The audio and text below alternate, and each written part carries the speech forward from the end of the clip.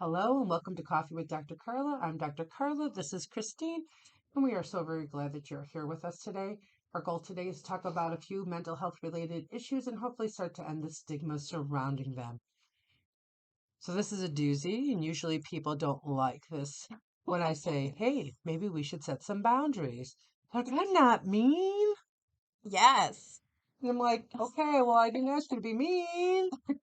So, what is what are your thoughts around boundaries? How do you define boundaries? I've heard a couple of really good definitions too, so but I'm curious to hear what how you use it. So I tend to think in analogies more than definitions because Okay. I think if I can relate something to real life, then it sticks in my head as a picture. That's kind of how I think of things. And I think the way you're talking about that is the way that I think a lot of people think of things as boundaries being big walls that you're putting up. Right. And to me, that is not a good boundary. To me, a good boundary is a fence.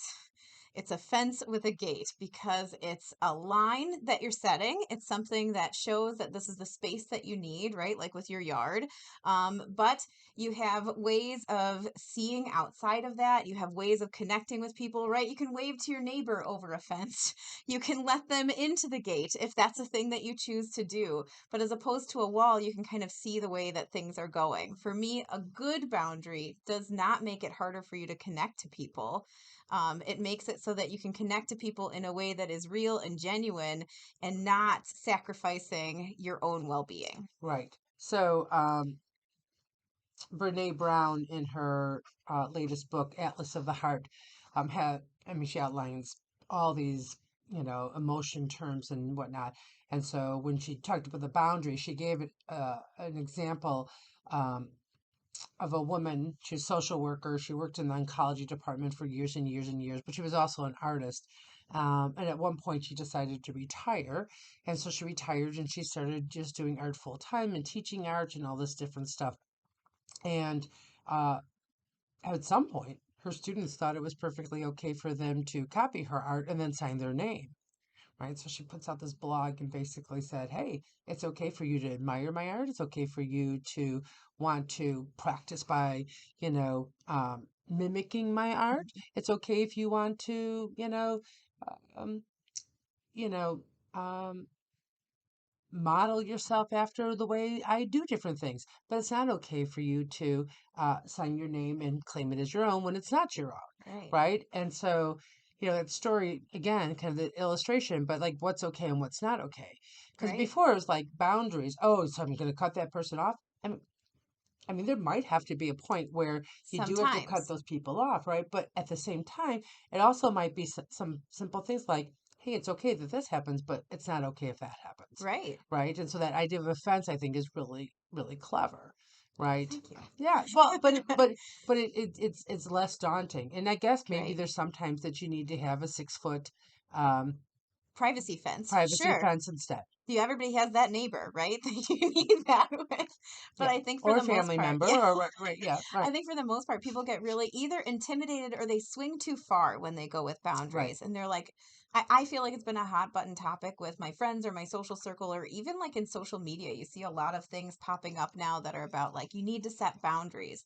And they always seem very harsh. And I think a thing with boundaries is sticking to your guns a little bit, right? It's kind of do what you say and say what you do, but it doesn't have to be so extreme that it's unreasonable. A good boundary is not going to be, I'm only going to sit with people or talk to people or have relationships with people that do everything that I say, right? We learned in kindergarten that can't work. right. You can't always have everything you want. That's not a good relationship. You're not building anything with Right. Can you play somebody. nice in the Right. sandbox? How does that happen? Right. But speaking of kindergarten, when I was teaching in the primary grades, my supervisor, this is long before cell phones, uh, she went to a couple different schools, so we didn't always get to see her. So she's like, hey, if you need something, feel free to call me, at home. I'm available. She goes, but just know that between 5 and 7, I won't answer the phone. It's family time. Hmm. And I remember at the time thinking, all right, whatever, And then I thought, wait a second, that's kind of cool because she literally will not answer the phone between 5 and 7 because that's the time she's spending with her husband and her Right. children. I'm sure they're eating dinner, doing bedtime, whatever it is that they're doing. Doesn't matter what they're doing. They could be staring at the ceiling. She set a boundary like, hey, I'm totally down with talking to you at 7:01, Hmm. 7:30, 9 o'clock at night, 10 o'clock at night. But between 5 and 7, I'm not answering my phone. Right. Right? Like, and right, it's a place where she can say, hey, I love myself Hmm. and I'm going to still care about what's going on with you guys, but this is precious time. Right. And on the other end of that, as the person receiving that boundary, it's also understandable. You're like, well, that's a reasonable thing. It's Right. 2 hours out of the day that you're saying that you're unavailable. I can understand that. And you're telling me the reason that you're having this is also a piece of things for you to have balance and for you to be there. Of course, I can respect that Right. boundary. And it lets me know that if I try calling her at 5 o'clock, I'm going to be leaving a message. Right. It gives you Right? what to expect. And Yeah, so it's exactly. easier to understand that and easier to respond to that when you know. I feel like having a good boundary and knowing what to expect from somebody makes for a more respectful relationship. We know where the lines are, we know what the rules are, so it's much easier to follow them. Right. If we understand the expectations. Hmm. And then there's also the piece that, if we accept whatever that comes along, then we're pretty much telling people that it's okay that they treat us however. Right. Right. And that's not Right. good either. No, definitely not either. And then I wonder, okay, so So Melissa Urban, she wrote a book about boundaries, and I listened to a podcast uh, that she was the guest on, and she was talking about green, yellow, and red light boundaries. Okay. And this was right before Thanksgiving, so it made a lot of sense.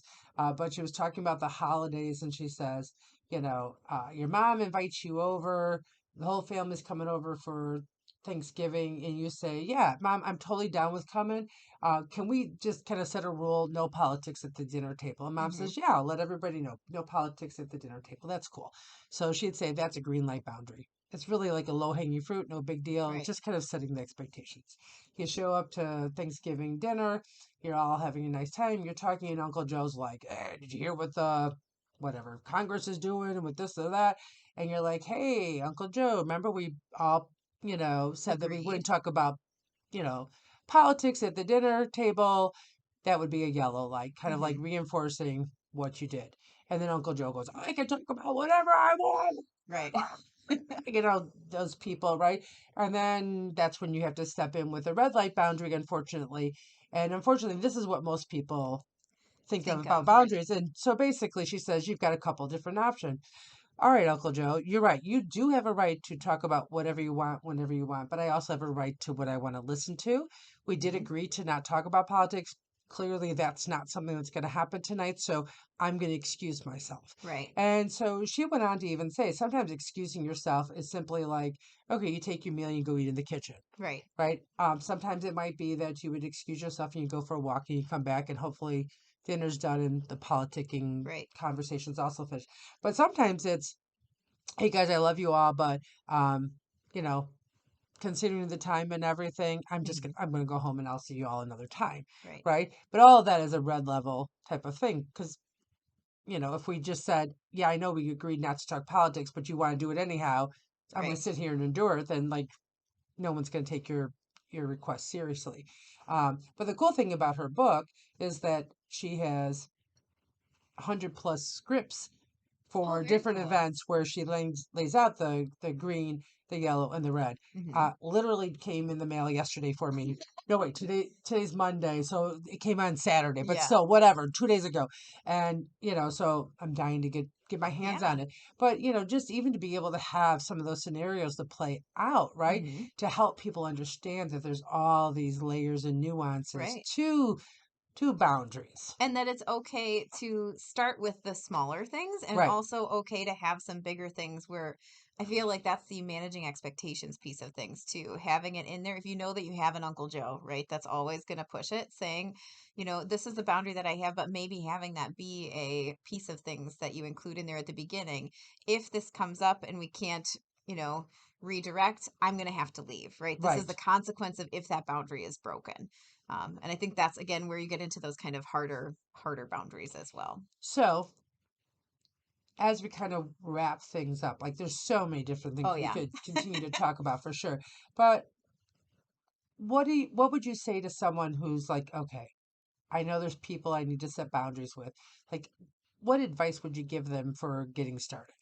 I would say just kind of keep in your head that setting a boundary for what you need for you to stay healthy and happy is not the same as being punitive to somebody else. There's nothing wrong with that. It's not a Or being selfish, punishment right? or Yeah, being selfish, right? Look at your boundary, write it down, take a look at it later on, and see if someone gave this boundary to me, is this something that I would think is reasonable, is feasible? Is that something that could happen, right? right, Because we want to stay grounded in reality so that you actually get those boundaries to happen. And it's not something that just you're like, oh, well, of course that didn't right. happen.